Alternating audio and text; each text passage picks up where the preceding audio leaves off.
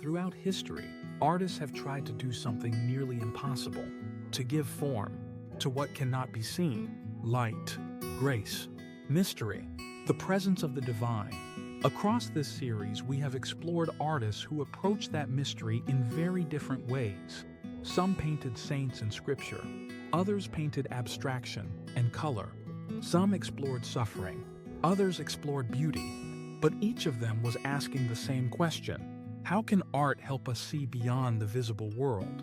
In earlier centuries, religious art often followed clear traditions: icons in the East, cathedrals and frescoes in the West, sacred geometry in Islamic art, calligraphy and contemplation in Asian traditions.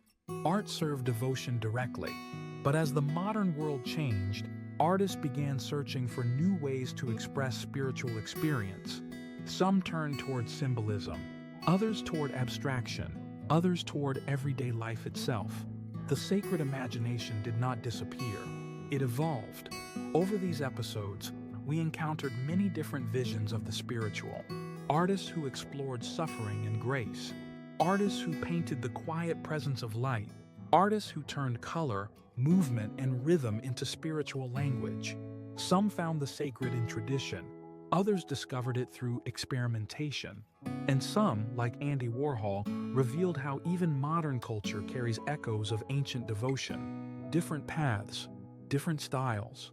Yet again and again, art returned to the same impulse: to express what words cannot fully explain. In our modern world, we are surrounded by images, billboards, screens, endless streams of visual information.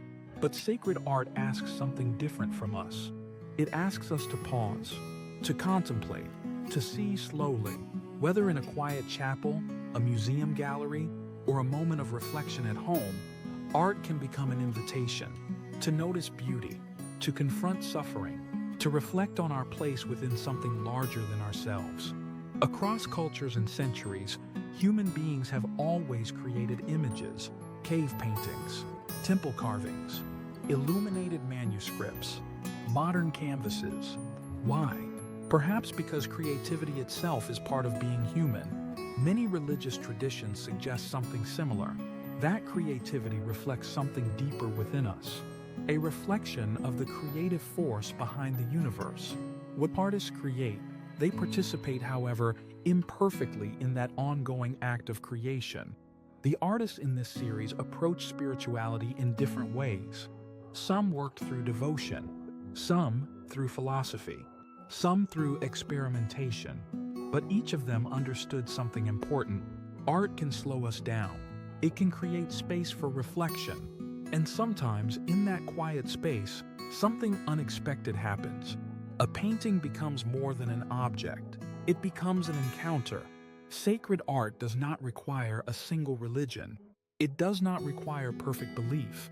What it requires is attention, the willingness to look carefully, to sit with mystery, to allow beauty, struggle, and imagination to reveal deeper questions.